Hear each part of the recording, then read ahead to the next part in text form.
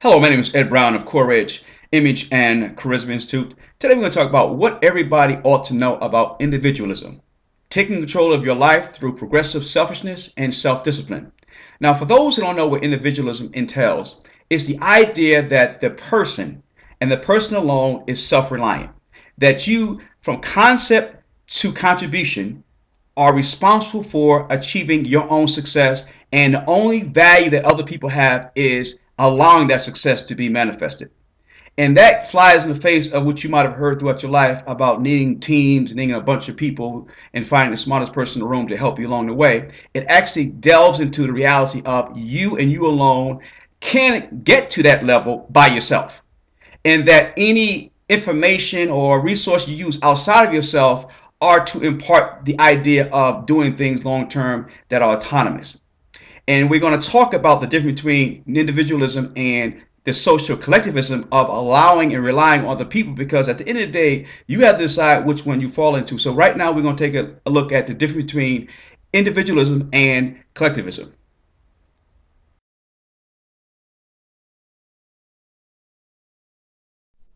Individualism or collectivism? Do you define yourself as an I or a we?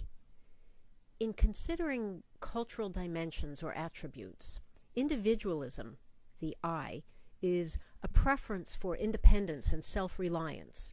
As an individual, you are expected to take care of yourself and your immediate family, but you have no obligations to a larger community. Cultures which focus on individualism celebrate the accomplishments of a person rather than a group. For example, does your employer single out an employee of the month? Employees from that background, the I background, might more naturally seek to advance their own interests within the job rather than that of the entire organization.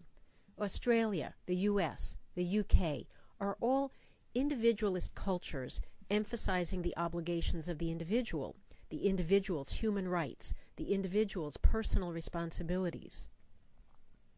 Are you familiar with the saying, the squeaky wheel gets the grease? This comes from cultures focusing on that individual. By contrast, other cultures on the other end of the spectrum, such as China or Pakistan or Venezuela or Ghana, the group is of paramount importance. This is collectivism. An individual is expected to be loyal to that group and not advance his or her own personal interests at the expense of the group.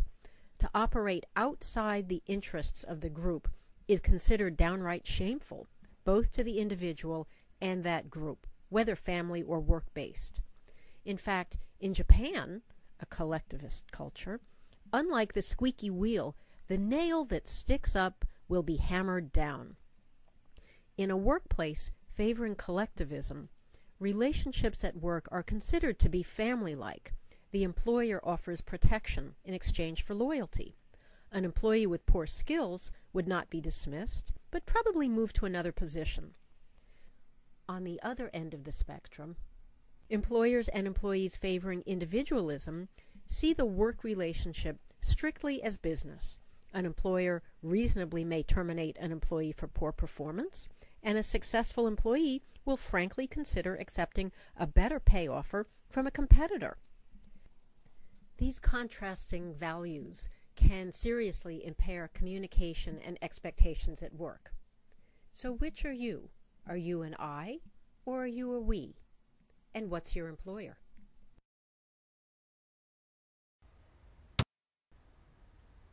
So, are you an I or are you a we? It was the eminent French philosopher JeanJacques Rousseau who said, before civilization, we were more pure, more whole, more ourselves before we were touched by civilization itself. And that somehow in the evolution of civilization, we lost our way. We stopped being unique, special, or distinctive. And so our plight, our challenge, our motivation should be getting back to our center, the time and place where we were special to ourselves and special to society at large. And so other people's happiness, their aspirations, their self-interest cannot come before our own. If we can find mutually beneficial alliances, that's good. But to the extent that we allow other people's opinions, perspectives, motivations to get in the way of our own, and allow them to usurp it, we have to change that equation in that relationship. And so any false ideas, anything that's counterproductive to us being wholly, fully functioning individuals have to be quashed and annihilated. So encouraging ourselves moving forward is to say, I am the center of my reality and nothing and no one is more important. What it is that we're after, ladies and gentlemen, is control. In that individualism allows us to have the control that we have given up over the course of years. For the first time, we have an opportunity to say, hey, no more. No more going along to get along for the sake of me getting the short end of the stick. For the first time, I'm claiming to the world, throwing the gauntlet down and drawing a line in the sand, saying, I'm going to have life on my terms and nothing and no one's going to stop me. And progressive selfishness allows that because you're not doing it again to step on other people's opportunity to do it for themselves. You're saying that nothing's going to get in the way or no one's going to get in the way of things I want to do. And that whether it's love, opportunities in work, or writing a book that I've been holding off for the longest, I will start doing things on my terms. And what else do we want but to have power, influence, and do things on our terms? Now that encourages us to be more Machiavellian. Machiavelli, in the book The Prince, talked about doing what's best for the situation. That when you're Machiavellian and doing what's best for the situation, you always look at what's going on in deciding what is the best response to the situation. For example, if I'm walking down the street with my girlfriend and on the opposite side of the street or opposite side of we're walking down the street on the same sidewalk, a young man grabs her arm and she flinches back and I see that her whole face has changed. For someone who claims to be nonviolent all the time, they will allow it to happen and it's going about their way. The man has to save face by saying, sweetheart, it's best that we keep moving because I'm nonviolent and I don't want to ever go against my creed. Now, at that point, she's not necessarily going to respect you or feel comfortable around you or secure because you can't protect her.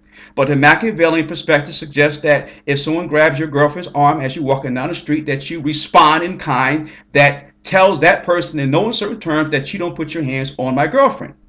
Now, this is just an example, but the bottom line is, as a Machiavellian individual, you use whatever source that the situation calls for at that given point in time.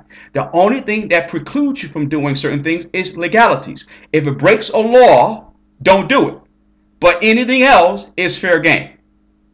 And when you look at control and influence and power, do the things that move you most to earning the most money and happiness. At the end of the day, we want power, influence to have more money and more happiness.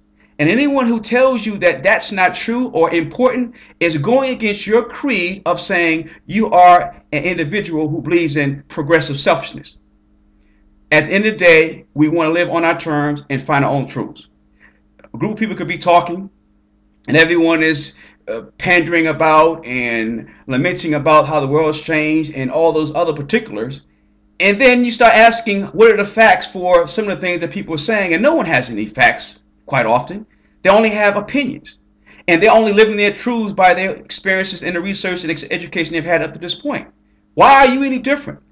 How are you different in terms of your ability and your understanding of your own truths and your own successes, your own experiences? So don't allow anyone's successes, truths, or ideology get in the way of your own. Find out for yourself. Weigh it in the balance. If you feel that you're at a certain point in your life that your truths are no longer viable, that they're inferior to superior truths, adopt the superior truths. But you're changeable and malleable enough to know that at the end of the day, your success is all about finding your truth, because as a self-actualized individual who believes and embraces progressive selfishness, you're saying that I am self-reliant and the center of my reality. So how do we begin living life on our terms? To create the life that we were designed to create, to develop to the persons that we have seen in our own mind's eye and want to now manifest in a real form. We have to become more self-disciplined. And self-discipline is defined as doing what's necessary at the time it needs to get done. Not to procrastinate, not to allow someone else to take the responsibility or pass the buck when we haven't done what we need to do for ourselves. For the first time, to take total responsibility for our life from start to end. And when we get to that point, that's when our high degree of success comes about. For the first time, we are not only succeeding, but we feel good in our self-esteem and self-confidence by our ability to transform things that we thought we couldn't do at one point in time. And so your success will come through your ability to have self-discipline. And if you look at the highly successful people that you come in contact with or have met or read about, all individuals who are successful, whether it's socially, financially, or in the business arena, have a high degree of self-discipline. And self-discipline is the ability, again, to do things at the time it needs to get done.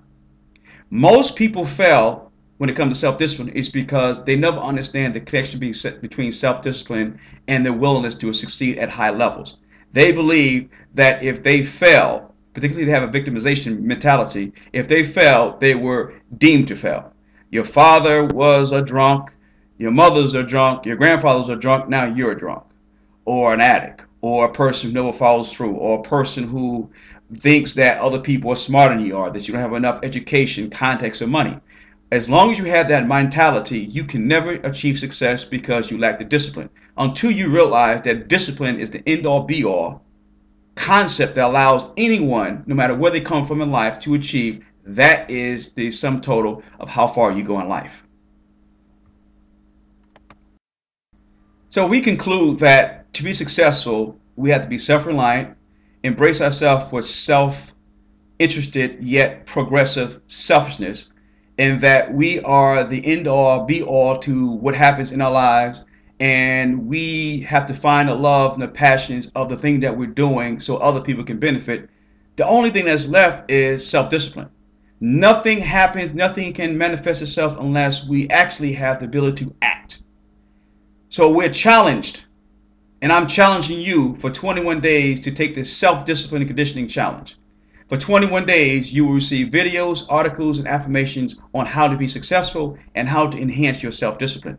Think about it. If you have a video showing the importance as well as the skill sets of how to develop self-discipline, what can't you do?